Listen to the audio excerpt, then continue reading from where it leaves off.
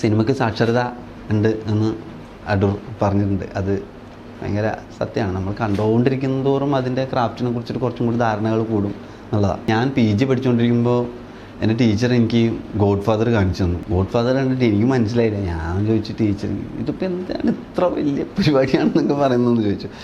അത് അന്നത് മനസ്സിലായിട്ടില്ല ശരിക്കും പറഞ്ഞു കഴിഞ്ഞാൽ. എന്നിട്ട് കുറേ കഴിഞ്ഞിട്ട് ഞാൻ മറ്റേ സിനിമ കുറച്ച് കാലങ്ങൾ കഴിഞ്ഞിട്ടാണ് ഞാൻ ഗോഡ് ഫാദർ വീണ്ടും കാണുന്നത്. ഞാൻ PG പഠിക്കുമ്പോഴാണെന്ന് മനസ്സിലാക്കണം. ഞാൻ PG പഠിക്കുമ്പോൾ അന്ന് എനിക്ക് കണ്ടിട്ട് മനസ്സിലായിട്ടില്ല അത്.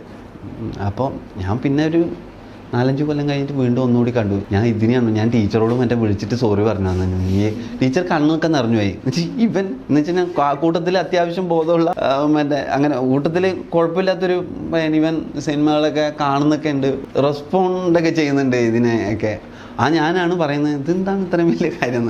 ടീച്ചർ അങ്ങ് പകച്ചുപോയി എൻ്റെ